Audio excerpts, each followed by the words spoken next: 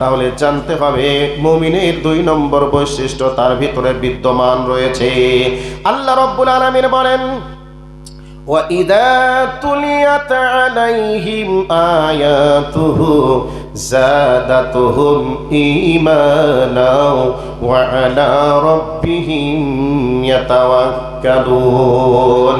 আল্লাহ রাব্বুল আলামিন বলেন, মুমিনের 3 নম্বর বৈশিষ্ট্য হলো মুমিনের বিপদ আসতেই পারে, মুমিনের অ্যাক্সিডেন্ট হতেই পারে, কোনো সমস্যা আসতেই পারে। এই সমস্যায় কারো কাছে ভরসা না রেখে, বিপদের সময় ডাক্তারের উপরে ভরসা না করে, কোনো নেতা নেত্রীর উপরে ভরসা না করে, যদি কেবলমাত্র ভরসা আল্লাহর উপরে থেকে যায়, তাহলে জানতে হবে ওই ব্যক্তির ভিতরে মুমিনের বৈশিষ্ট্য 3 নম্বর বৈশিষ্ট্য বিদ্যমান রয়েছে। এবার আপনাদেরকে এই জায়গা থেকে একটা জিনিস শুনিয়ে দিই, কান করে শুনে নেন। হযরতে আলী রাদিয়াল্লাহু তাআলা আনহু সম্পর্কে এসেছে, বিশ্বনবী যেই দিন মক্কা থেকে মদিনায় হিজরত করলেন, বাড়িটাকে চতুর্দিক থেকে বেঈমানেরা ঘেরাও করে নিয়েছে। নবীজিকে পেলেই তারা মেরে দেবে, এরকম সিচুয়েশন তৈরি হয়েছে। এমতো অবস্থায় জিবরাইল চলে আসলেন, নবীজিকে বললেন, ইয়া রাসূলুল্লাহ, ইয়া হাবিবাল্লাহ, পরিস্থিতি বড় ভয়াবহ, আপনার বাড়িটা বেঈমানেরা চতুর্দিক থেকে ঘিরে রেখেছে, আপনাকে পেলেই তারা মেরে খান খান করে দিবে। অতএব আল্লাহর অর্ডার হয়ে গেছে, মক্কা ছেড়ে আপনি এই মুহূর্তে মদিনায় চলে যান। বিশ্বনবী আমার আলীকে ডেকে নিলেন, আলীকে বললেন, আলী রে, অবস্থা বড় কঠিন হয়ে গেছে, খারাপ হয়ে গেছে, এবার তুমি আমার বেডের উপরে শুয়ে যাও, আমার চাদরটা গায়ে দিয়ে তুমি শুয়ে যাও। এবার আল্লাহর নবী হযরতে আলীকে নিজের বিছানায় রেখে চলে গেলেন। এবার এই অবস্থায় কি ঘটতে পারে একটু ভেবে চিন্তে দেখুন তো। যে জায়গাতে নবী শুয়ে থাকেন ওই জায়গায় আলী শুয়ে গেলেন, নবীজির চাদরের উপর নবীজির চাদর গায়ে দিয়ে শুয়ে গেলেন। এবার এই অবস্থায় বেঈমানরা রাতের অন্ধকারে ঢোকে, মুহাম্মদ বলে তাকে তরোয়ারের আঘাত করে খান খান করে দিতে কি পারে, কি পারে না পারে। এই কঠিন মুহূর্তে হযরতে আলী কোনো কথা ভাবনা চিন্তা না করে আল্লাহর নবীর আদেশ অনুযায়ী বিছানাতে শুয়ে গেলেন। এবার সারা রাত পার হয়ে গেল। বেঈমানরা সকালবেলা যখন দেখলো মুহাম্মদ তো আর ফজরের নামাজ পড়তে মসজিদে গেল না, এখনো পর্যন্ত বার হলো না, দেখি তো ঘরের ভিতরে আছে কিনা। যখন ঘরের ভিতরে যায়, দেখছে হযরতে আলী বিছানাতে শুয়ে আছে। এই অবস্থা, করুণ কঠিন অবস্থা ঘটে গেল বন্ধুরে। এবার এই দিনের কথাকে মদিনায় যারা হিজরত করে চলে গেছে, যারা মদিনার আনসার রয়েছে, তারা তাদের মনের ভিতরে এমন একটা কৌতূহল জেগে গেল, এরকম কঠিন মুহূর্তে আল্লাহর নবী হযরতে আলীকে বিছানাতে শুইয়ে চলে এসেছেন। অতএব ওই দিনে হযরতে আলী রাতটা পার কেমন হয়েছিল, রাত্রিতে কি অবস্থা হয়েছিল, এই অবস্থা সম্পর্কে আলীকে জিজ্ঞাসা করব, এইরকম ভাবনা চিন্তায় মনের ভিতরে কৌতূহল নিয়ে বসে আছেন। এবার হযরতে আলী মক্কা ছেড়ে যখন মদিনায় চলে গেলেন, আলীকে বললেন, আলী রে, তোমার বলো তো সেই রাত্রির অবস্থাটা কেমন ছিল, তুমি একটু বলো। ওই রাত্রিতে তুমি বিছানায় ঘুমিয়েছিলে কিনা, তোমার কি অবস্থা হয়েছিল তুমি বলো। হযরত আলী বললেন, আমি কোনো চিন্তা ভাবনা না করে আমি বিছানাতে ঘুমিয়ে গেলাম। লোকেরা জিজ্ঞাসা করলো, আলী তোমার কি মনে ভয় আসেনি, তোমাকে পেলে মেরে দিবে, চিন্তা চেতনা কি তোমার ব্রেনে আসেনি? এবার হযরত আলী বলেছিলেন, ও আমার মুহাজির আনসার বন্ধুরা, তোমরা শোনো, কারণ আমাকে বিশ্ব নবী বলেছিলেন, আলী আমার হিজরতের পরে তোমাকেও হিজরত করতে হবে। আর নবীজির এই কথার উপরে আমার বিশ্বাস ছিল, আর আমার নবীজির কথার উপরে বিশ্বাস রাখার কারণে নিশ্চয় আমি আমার আল্লাহর উপরে ভরসা রেখেছিলাম।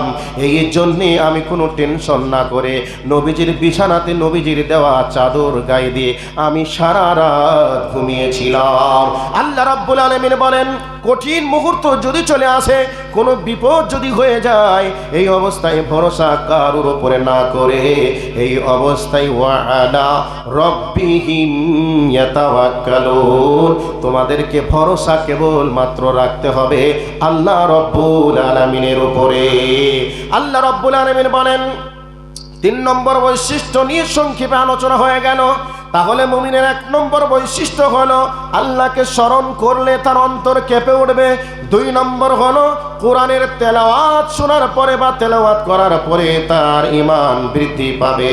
আজকের বক্তব্য শোনার পরে যদি ঈমান বৃদ্ধি না পায়, আজকের বক্তব্য শোনার পরে যদি ফজরের সালাতে জামাতে অংশগ্রহণ না করা যায়, ফজরের সালাত ত্যাগ করে যদি বিছানাতে ঘুমিয়ে যান, আজকে যা আছেন আগামীকাল যেমন ছিলেন বা গতকাল যেমন ছিলেন আগামীকাল যদি তাই থাকে, যদি কোনো পরিবর্তন না আসে, জানতে হবে কোরআন শোনার পরেও আপনার ঈমান বৃদ্ধি পায়নি।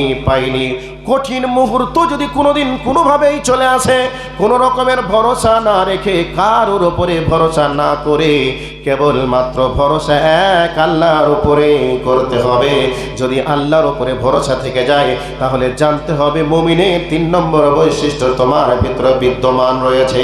আল্লাহ রাব্বুল আলামিন এবার 4 নম্বর বৈশিষ্ট্য নিয়ে আলোচনা করতে গিয়ে বলছেন, আল্লাযীনা ইউকিমুনাস সালাতা।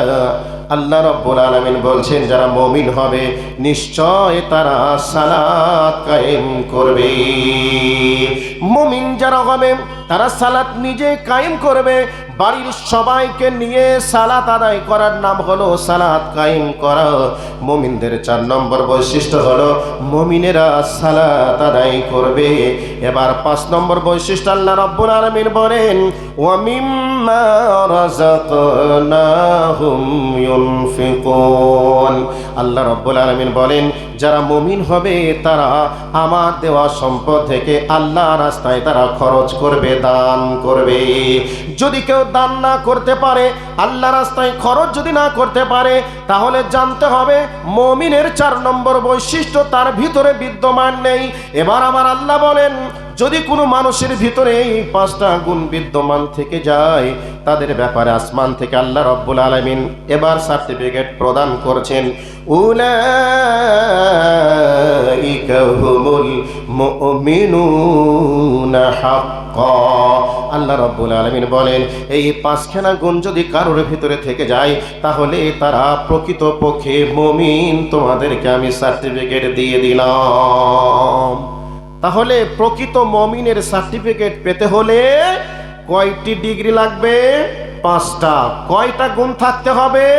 5টা। 1 নম্বর হলো আল্লাহকে স্মরণ করলে বা আল্লাহকে স্মরণ করে তার আল্লাহর ভয়ে অন্তরটা কেঁপে উঠবে। নাম্বার 2, আল্লাহর কোরআনের তেলাওয়াত শুনে বা তেলাওয়াত করে ঈমান বৃদ্ধি পাবে। নাম্বার 3, কোনো রকমের কোনো বিপদ আপদ মুসিবত আসলে ভরসা কারোর উপরে না করে আল্লাহর উপরে ভরসা করা। নাম্বার 4, তাদেরকে সালাত আদায় করা। নাম্বার 5, তাদেরকে আল্লাহ যে সম্পদ দিয়েছে সম্পদ থেকে আল্লাহ রাস্তায় খরচ করা। এবার এই 5টা গুণ যদি কারোর ভিতরে থাকে, আল্লাহ পাক বলছেন উলাইকা হুমুল মুমিনুনা হাক্কা। আল্লাহ পাক বলছেন তারাই হলো প্রকৃতপক্ষে মুমিন। এবার যদি প্রকৃতপক্ষে মুমিন হয়ে যায়, তাদের ব্যাপারে আল্লাহ পাক এবার বলছেন তাহলে তাদের জন্য আমার কাছ থেকে 2টি প্রতিদান, 2টি পুরস্কার। 1 নম্বর পুরস্কার হলো আল্লাহ পাক বলছেন লাহুম দারাজাতুন ইনদা রাব্বিহিম মাগফিরাতুন ওয়া রিজকুন কারীম।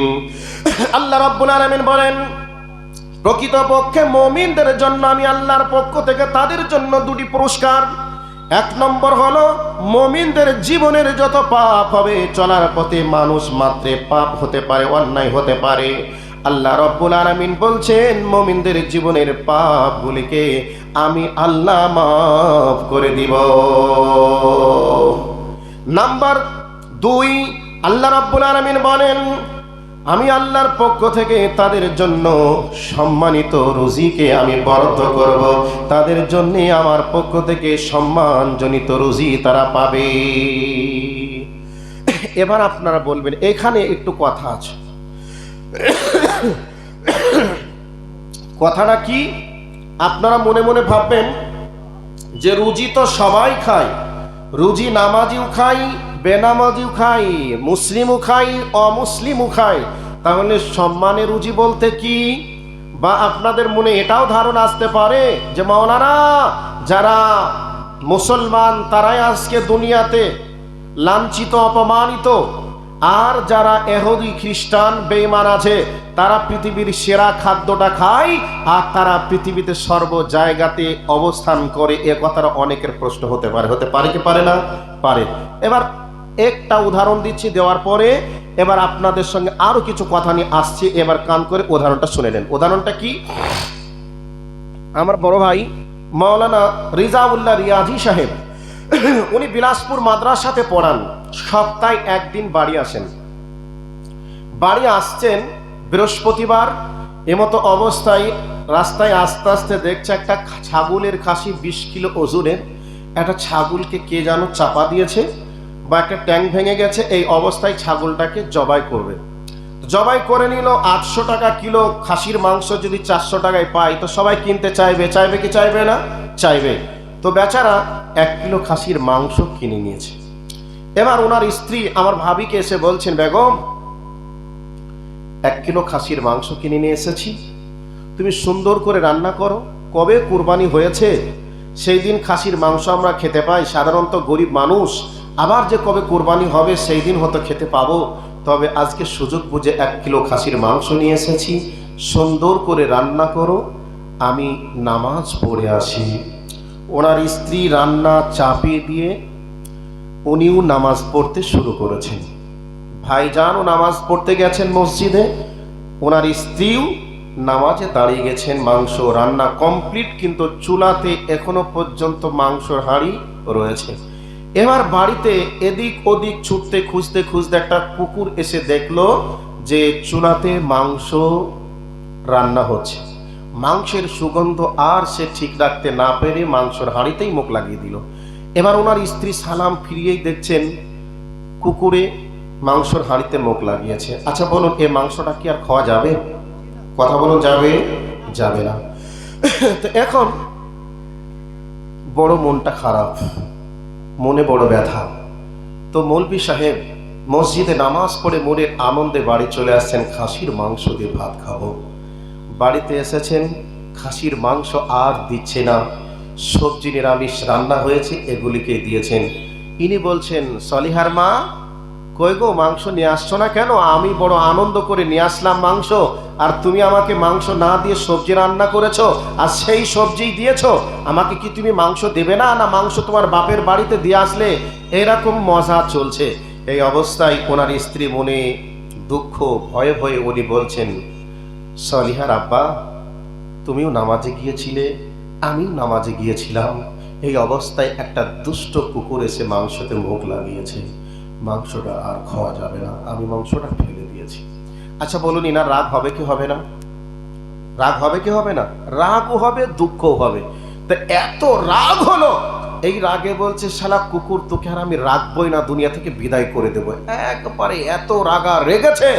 এই রাগে মুদিখানার দোকান সামনেই দাঁড়িয়ে, এই অবস্থায় বাড়ির গেট খুলে যখনই ঢুকছেন বার হচ্ছেন, এই অবস্থাতে দেখছে মিস্টার কুকুর ছায়াতে শুয়ে 1 হাত জিভ বার করে টসটস করে লাল ফেলছে, আর সামনের 2 পা বার করে দিয়ে আরামে বসে আছে। এই অবস্থায় মনে মনে ভাবছে, শালা এই বাঁশের লাঠি একবার মারবো কি মারবো না? মারলে যদি লাগে তাহলে মরবে, আর যদি না লাগে এ তো পালিয়ে যাবে। তাহলে এখন কি করা যায়? দোকানদারকে বলছে, ভাই ভালো একটা রুটি দাও। ভালো একটা রুটি নিয়েছে, রুটিটা 2 দিকে 2 টুকরা হয়েও গেছে। ছুটতে ছুটতে গেল পিছন দিক থেকে 8 বছরের একটা ছেলে। 8 বছরের ওনার ছেলে গিয়ে বলছে, আব্বু রুটিটা তুমি একাই খাবে? এটা হতে পারে না আব্বু, তুমি আমাকে একটু রুটিটা দাও, আমি একটু খাবো। এবার বলুন তো, আমার বড় ভাই রুটিটা ছিঁড়ে 2 টুকরা করেছে, কুকুরকে দেবে। এবার কুকুরকে দেওয়ার আগে ছেলে যখন চেয়েছে, ছেলের হাতে একটা টুকরা দিল, তখন ছেলেকে মহাব্বত করে দিল, কলিজার টুকরা নয়নের পুতলি সন্তান রে, রুটি তোকে দিব না তো কাকে দেব? তোর জন্য তো আমার জীবন, সমস্ত কিছু তুই জন্যই উৎসর্গ, অতএব তুই রুটিটা নে। রুটিটা দিয়েছে, ছেলে খাচ্ছে, বড় মনে আনন্দ লাগছে। লাগছে কি লাগছে না? লাগবে কি লাগবে না? অবশ্যই লাগবে। এবার বলুন, অর্ধেক রুটি আছে, ওই রুটিটা এবার কুকুরকে দিল। ওই কুকুরকে যখন রুটি দিল তখন আনন্দেই দিল না রাগে দিল? রাগে দিল, আনন্দেই দিল না। এবার আল্লাহ পাক বলছেন, দুনিয়াবাসী রে শোন শোন শোন, পৃথিবীতে যারা মুমিন আছে আমি আল্লাহ তাদের উপরে সন্তুষ্ট হয়ে তাদেরকে রুজি দিচ্ছি। আমার দেওয়া রুজি তারা ভক্ষণ করছে, এটা হলো সম্মানের রুজি, সম্মানের খাদ্য। আর যারা পৃথিবীতে বেঈমান আছে তাদেরকে আমি আল্লাহ রুজি দিচ্ছি ওই কুকুরকে রুটি দেওয়ার মতো। তারা রুটি খাচ্ছে, আমি আল্লাহ তাদের উপরে সন্তুষ্ট নেই, বরং আমি অসন্তুষ্ট আছি। তবে আমি আল্লাহ তাদের জন্য মুগুর রেডি করে রেখে দিয়েছি। আমার নির্ধারিত ফেরেশতা অপেক্ষা করছে তাদেরকে পিটিয়ে চামড়া তুলে দেওয়ার জন্য। এই জন্য আমার আল্লাহ বলেন, আমি আল্লাহর পক্ষ থেকে মুমিনরা সম্মানী রুজি পাবে। যারা মুমিন তারা সম্মানে রুজি খায়, আর যারা বেঈমান তারা আল্লাহর ক্রোধে রাগে রুজি খায়। আল্লাহর রেগে অপেক্ষায় বসে আছে, আয় তোরা দুনিয়া থেকে আয়, তারপরে তোদেরকে কি করে খাদ্যের হিসাব পয়সা আঙ্গুল দিয়ে বার করতে হয় আমি আসমানে বসে আছি। তোরা যেদিন আসবি সেই দিনে এসি ঘরে বসে বসে ভালো খাদ্যগুলা তোরা খেয়েছিস, আর দুনিয়াতে বেঈমানের সহিত দুনিয়া করেছিস, সেদিন তোদের কষায় আঙুল দিয়ে আমি আল্লাহ বার করে নিব। আর যারা মুমিন তারা খাচ্ছে, আল্লাহ আরশ থেকে আনন্দ করছে আর হাসছে আর বলছে, বান্দারে আমার জমিনটা তো তোদের জন্য তৈরি করেছি রে, আর দুনিয়াতে যত নিয়ামত আমি আল্লাহ তোদের জন্য বানিয়েছিস, তোরা খা, আনন্দ কর, আর আমার ইবাদত করে তোরা দুনিয়া থেকে চলে আয়। আমি আল্লাহ তোদের জন্য জান্নাত রিজার্ভ করে রেখে দিয়েছি, রিজার্ভ করে রেখে দিয়েছি। তাহলে যারা মুমিন হবে তাদের 5টা গুণ যদি থেকে যায়, তাহলে আল্লাহ তাদের জন্য জীবনের পাপগুলিকে মাফ করে দিবেন আর তাদেরকে সম্মানে রুজি আল্লাহ খাওয়াবেন। এবার আপনাদেরকে বলি, একটা দান হলো বড় ইবাদত, গুরুত্বপূর্ণ জিনিস। হযরতে বিলাল ছিলেন একজন গরিব মানুষ। সেই গরিব বিলালকে নবীজি বলছেন, আনফিক ইয়া বিলাল, ওরে বিলাল তুমি দান করো। কারণ বিলাল একজন কৃতদাস ছিল, গরিব মানুষ ছিল। ওই বিলালকেও পর্যন্ত দয়ার নবী দানের কথা বলেছেন। বিলাল তুমি দান করো, যে আরশের মালিক আল্লাহকে তুমি দান করবে, সে আরশের মালিক আল্লাহ তোমার সম্পদকে বাড়িয়ে দেবে। তাহলে যারা মুমিন মুসলমান হবে তাদের সম্পদ থেকে আল্লাহ রাস্তায় দান করবে। যদি দান করে তাহলে জানতে হবে মুমিনের বৈশিষ্ট্য তার ভিতরে আছে। যদি মাখি চুষ হয়ে যায়, সে যদি দান না করি, সে যদি বখিল হয়ে যায়, তাহলে জানতে হবে প্রকৃতপক্ষে মুমিন হতে পারিনি। কিন্তু 5টা গুণের মধ্যে 4টা আছে, একটা নেই। কারণ দান যদি না করতে পারে তাহলে জানতে হবে মুমিনের 5 নম্বর বৈশিষ্ট্য তার ভিতরে নেই। এবার কোরআন থেকে অন্য একটা আয়াতের দিকে চলে যায়, কান করে শুনে নেন। আল্লাহ সুবহানাহু ওয়া তাআলা পবিত্র কোরআনুল কারীমের মধ্যে বলছেন, قد أفلح المؤمنون الذين هم في صلاتهم خاشعون। আল্লাহ এখানে 8টি গুণের কথা উল্লেখ করেছেন, তবে 8টি গুণের কথা বলা যাবে না। আমি 2খানা কথা বলে মুমিনদের জন্য আল্লাহ কি অফার ঘোষণা করেছেন আর একটা অফার দিয়ে বক্তব্য শেষ করে দিব। আল্লাহর নবী আল্লাহ রাব্বুল আলামিন সূরাতুল মুমিনুনের প্রথম আয়াতের মধ্যে বলছেন, قد أفلح المؤمنون, যারা মুমিন তারা সফল হয়ে গেছে, তারা পরিত্রাণ হয়ে গেছে। কাদ শব্দটা এমন একটা শব্দ, যেই শব্দ যদি কোনো সেন্টেন্সের আগে লাগানো হয় তার অর্থ বোঝা যায় হয়ে গেছে। এবার আল্লাহ পাক বলছেন, কাদ আফলাহাল মুমিনুন, যারা মুমিন তারা সফলকাম হয়ে গেছে, তারা পরিত্রাণ পেয়ে গেছে। তার উদাহরণ একটা দিয়ে দিই। আপনার ছেলের নামে মামলা হয়েছে, ছেলের নামে মামলা হয়েছে, মিথ্যা মামলা। আপনি যদি মিথ্যাটাকে এটা ডকুমেন্টসে সত্যিকারে যদি আপনি প্রমাণ করতে পারেন, এবার আপনার পক্ষের উকিল বলবে আপনার ছেলে বেঁচে গেছে, বেঁচে গেছে, কারণ এখনো সমাধান হয়নি, এখনো কেস চলছে। হাকিম সিদ্ধান্ত দেওয়ার আগে যদি কেসটা যদি ফলস হয়, তাহলে কেসের ধারা দেখে উকিল বলে দিতে পারে আপনার ছেলে বেঁচে গেছে। বলতে পারে কি পারে না? কথা বলুন ভাই, পারে কি পারে না? পারে। তবে আল্লাহ বলছেন কাদ আফলাহাল মুমিনুন, যারা মুমিন তারা বেঁচে গেছে, সফল কাম হয়ে গেছে। তো মুমিনদের 5টা বৈশিষ্ট্য বলেছি, এর পরে আল্লাহ আবারও বলছেন মুমিন তো তারাই আল্লাযীনা হুম ফি সালাতিহিম খাশিউন, যারা বিনয় চিত্তে ভীতু সন্ত্রস্ত মনোভাবে যারা সালাত আদায় করে। সালাতে দাঁড়িয়ে আমরা দোকানের হিসাব করি, ব্যবসার হিসাব করি, চাষবাসের হিসাব করি। একদিন ইমাম সাহেব নামাজ পড়াতে পড়াতে 4 রাকাত না 3 রাকাত এই নিয়ে কনফিউশন। নামাজে সালাম ফেরানোর পরে মুসল্লিরা শোর গোল শুরু করেছে, নামাজ 3 রাকাত হলো নাকি 4 রাকাত হলো। ইমাম সাহেব বলছে না 4 রাকাতই হয়েছে, মুসল্লিরা বলছে না 3 রাকাত হয়েছে। একজন মিডিল থেকে দাঁড়িয়ে বলছে না, নামাজ একবারে 3 রাকাতই হয়েছে। ইমাম সাহেব বলছেন আপনি এত কনফিডেন্সের সহিত বলছেন কি করে জানলেন যে 3 রাকাতই হয়েছে? এত কনফিডেন্স কি করে হলো আপনার, বলুন তো? তখন ওই ব্যক্তি বলছে মাওলানা, আমার 4 পদ্ধতিতে ব্যবসা চলে, 4 রকম। আমি 4 রাকাত নামাজে কমপ্লিট করে নিতে পারি হিসাব নিকাশ, কিন্তু আজকে আমার 3টে ব্যবসার 3 জায়গার হিসাব হয়েছে, এখনো 1 জায়গার বাকি আছে। তার মানে একেবারে আমার দৃঢ় কনফিডেন্স আছে আপনার নামাজ 4 রাকাত হয়নি, বরং 3 রাকাত হয়েছে। আচ্ছা বলুন তো, এই নামাজ পড়ে কি মুমিন হওয়া যাবে? মামুর বেটা নামাজ পড়তে গিয়ে হিসাব করছে দোকানের, মামুর বেটা নামাজ পড়তে গিয়ে বিলাসপুর বাজারে চায়ের দোকানের গল্প মনে করছে, আর ওই যুবক বন্ধু নামাজ পড়তে গিয়েও প্রেমিকার ছবি দেখছে। নামাজে তার খুশু নেই, এরপরে বলবে আমি মুমিন, আমাকে জান্নাত দেবে না তো কাকে জান্নাত দেবে, এই বলে জোর গলায় দাবি করে। এরকম লোক আছে না? নেই? আছে।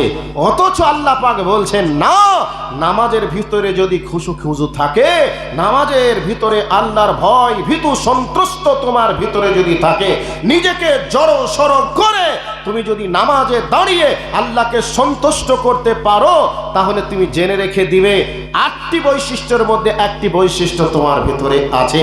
তো এবার 8টি বৈশিষ্ট্য বলার পরে আল্লাহ পাক এবার বলছেন উলাইকা হুমুল ওয়ারিসুন। 8টি গুণের কথা বলে আল্লাহ পাক বলছেন ওরাই হলো উত্তরাধিকারী, ওরাই হলো ওয়ারিস। যেমন বাবার সম্পদ থাকলে, বাবা যদি মারা যায় বা বাবা মারা যাওয়ার পরে কোনো ছেলের উপরে বাপ যদি অসন্তুষ্ট হয়ে থাকে, কিন্তু জমি জায়গা যদি কাউকে বন্টন করে ফাঁকি দিয়ে না যায়, তাহলে এই জমির মালিক যতটা ছেলে এবং মেয়ে আছে সবাই হবে কি হবে না? কথা বলুন, হবে কি হবে না? যেই ছেলের ওপরে বাপ নারাজ ছিল, ওই ছেলেটাও ওই সম্পদের মালিক হবে। যদি তার কোনো ভাই বলে তোর ওপরে আব্বা অসন্তুষ্ট ছিল, তোকে জমি দেওয়া যাবে না, তাহলে ভারতবর্ষের কোর্ট তাকে জমি দিতে পারবে কি পারবে না? বলুন, পারবে কি পারবে না? অবশ্যই পারবে। তো আল্লাহ পাক বলছেন উলাইকা হুমুল ওয়ারিসুন, তারাই হলো ওয়ারিস, উত্তরাধিকারী। কিসের ওয়ারিস? উত্তরাধিকারী। আল্লাহ পাক বলছেন আল্লাযীনা ইয়ারিসুনাল ফিরদাউসা হুম ফিহা খালিদুন। আল্লাহ রাব্বুল আলামিন বলেন তারাই হবে জান্নাতুল ফিরদাউসের উত্তরাধিকারী, তারাই হবে জান্নাতুল ফিরদাউসের মেহমান, তারাই জান্নাতুল ফিরদাউসের মধ্যে চলে আসবে।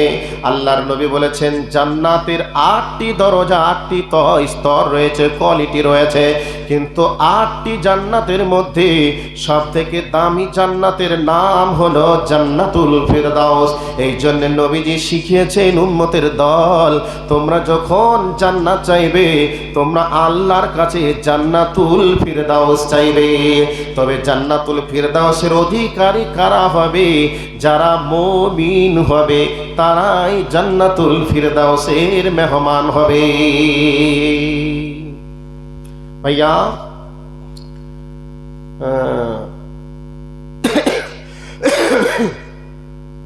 তো তো মুমিনদের বৈশিষ্ট্যর একটা বৈশিষ্ট্য, তারা দান করবে। দান যদি না করে তাহলে মুমিন নয়। মুমিন কিন্তু প্রকৃতপক্ষে মুমিন নয়। মুমিনের যে বৈশিষ্ট্য পাঁচটা, তার মধ্যে একটা নেই। একটা বিল্ডিং এর পাঁচটায়, এ ভাই আর উঠবেন না কেউ, 5 মিনিট প্রস্রাব লাগলেও থাকতে হবে, একজনও ওঠা যাবে না। 5টা মিনিট কেউ উঠবে না, চুপচাপ বসবেন। তো একটা বিল্ডিং এর ধরুন 5টা পিলার লাগবে, তো 5টা পিলার না দিয়ে যদি 4টে পিলার দেওয়া হয়, বিল্ডিং এ কি লোড ঠিক মতো নেবে, না বিল্ডিংটা পড়ে যাওয়ার সম্ভাবনা আছে? একটু বলুন তো কথা। পড়ে যাওয়ার সম্ভাবনা আছে না নেই? আছে। তো মুমিনের বৈশিষ্ট্য হতে হবে 5টা, কিন্তু যদি 4টা হয় তাহলে জানতে হবে মুমিন ঠিক, কিন্তু প্রকৃতপক্ষে মুমিন নয়। বা মুমিনের যেটা 5টা বৈশিষ্ট্যের মধ্যে একটা কম থাকার কারণে তার আংশিক হলেও একটু কম আছে। তো মুমিন পূর্ণাঙ্গ হতে হলে দান করতে হবে। যার কারণে হযরতে বিলাল গরিব, এর পরেও আল্লাহর নবী দানের প্রতি উৎসাহিত করেছেন। সাহাবীরা যার যা ছিল তারা সেভাবে আল্লাহর রাস্তায় দান করেছিল।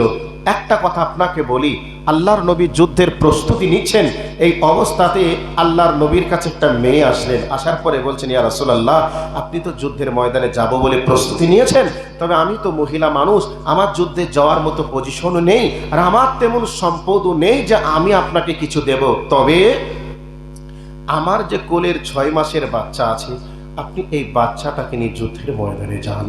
নবীজি বললেন, মা, এ বাচ্চা নিয়ে কি করব যুদ্ধের ময়দানে? কি বাচ্চাকে কোলে করে আদর করে যত্ন করা যাবে, না খেলা যাবে? মেয়েটা তখন বলছে, রাসূল গো, আপনাকে বাচ্চা নিয়ে আদর করে যত্ন করে খেলা দেওয়ার জন্য বলছি না, বরং আপনাকে এই জন্য বলছি, যুদ্ধের ময়দানে আপনি যাবেন, বেঈমানরা আপনাকে তীর মারবে, ড্যাগারের খোঁচা মারবে, বল্লমের আঘাত যখন করবে, তখন আপনি আমার এই ছেলেটাকে আপনার শরীরের সামনে ঢালের মতো করে ব্যবহার করবেন।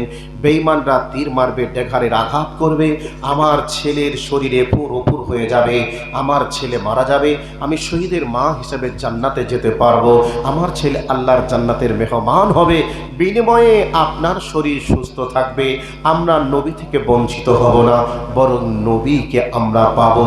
তাহলে জান্নাতে যাওয়ার জন্য তাদের লোভ কত ছিল, জান্নাতে যাওয়ার জন্য ভালোবাসা কত ছিল। কাজেই আমরা মুমিন মুসলিম হতে গেলে আল্লাহ রাস্তায় দান করতে হবে। এটা হলো প্রকৃতপক্ষে মাদ্রাসা। আর যে মাদ্রাসার জন্য বলা হয়েছে ইলেকট্রিক পার হাউস যেমন ইলেকট্রিক গোটা এলাকাকে সাপ্লাই করে, ঠিক ইমানের পার হাউস হচ্ছে মাদ্রাসা। মাদ্রাসা আছে, ইমানের মেসেজ ঘরে ঘরে চলে যাচ্ছে। মাদ্রাসা যদি না থাকে তাহলে ইমানের মেসেজ থেকে আপনারা বঞ্চিত হয়ে যাবেন। সেই জন্য এই মাদ্রাসাকে টিকে রাখার জন্য আল্লাহর যারা গোলাম আছেন, আপনাদেরকে আল্লাহ যে হালাতে রেখেছেন, সে হালাতে থেকে মাদ্রাসার দিকে হাতটাকে একটু বাড়িয়ে দিবেন। যে 5,000 দিয়েছেন, দেওয়ার পরে যদি 500 টাকা থাকে, আল্লাহর হস্তে আল্লাহকে বলুন যে আল্লাহ, তোমার নবীর মাদ্রাসার প্রতি ভালোবাসা রেখে আমার কাছে 500 টাকা ছিল, 500 টাকাই দিলাম। যেহেতু ওই মেয়েটার জীবনী আমি শুনলাম, তার কাছে টাকা ছিল না, পয়সা ছিল না, বরং তার ছেলেটাকে দিতে চাইলো জান্নাতে যাওয়ার জন্য, শহীদের মা হব, ছেলে আমার শহীদ হয়ে জান্নাতে যাবে, এ ভালোবাসার জন্য ওই মেয়েটা যেমন দিতে পেরেছিল, আমিও তেমন, আমার কাছে 500 টাকা ছিল, আমি দেব, আমি দিলাম। এ নিয়াতে 500 আছে 500 দিবেন, 100 আছে 100 দিবেন, 200 আছে 200 দিবেন, 200 নেই 100 আছে 100 দেন, 50 আছে 50 দেন, 20 আছে 20 দেন, 10 আছে 10 দেন। তবে যার কাছে যা আছে কমপক্ষে হলেও একটু দিয়ে যাবেন, আর আল্লাহকে বলবেন, আল্লাহ, তোমার দিনের জন্য জীবন দিতে পারলাম না, তবে দিনের জন্য তুমি বলেছো বা তোমার নবী বলেছেন জান দাও, মাল দাও, তবে জান যদি দেওয়ার প্রয়োজন হয় ইসলামের জন্য দিব।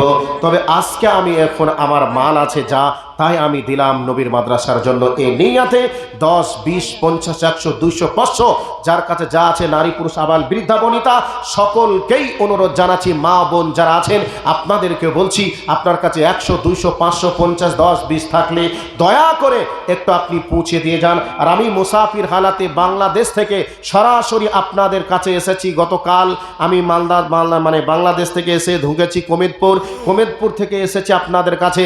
আগামীকাল জালসা জালসা শেষ করে তবে বাড়িতে যাব। তবে মুসাফির হালাতে রয়েছি, নবীজি বলেছেন মুসাফিরের দোয়া ডাইরেক্ট কবুল হয়। তবে আপনাদের জন্য আমি প্রাণ খুলে দোয়া করব ইনশাআল্লাহ। সেই জন্য আল্লাহর যারা বান্দা আছেন মেহেরবানি করে একটু আমার সঙ্গে হাতটা মিলিয়ে আল্লাহর হস্তে কিছু দিয়ে দোয়াটা নিয়ে যাবেন। আশাবাদী ইনশাআল্লাহ আল্লাহ দোয়া কবুল করবেন। একজন আল্লাহর বান্দা মুর্শেদ আলম, তিনি 1500 টাকা দিয়েছে। জাযাকাল্লাহ খায়রান জাযা ফিদ দুনিয়া ওয়াল আখিরা। আল্লাহুম্মা সাল্লি আলাইহি আল্লাহুম্মা বারিক আলাইহি ফি আহলিকা ওয়া মালিকা। লাল মোহাম্মদ মারা গেছে, তার ছেলে বাপের রূহের মাগফিরাত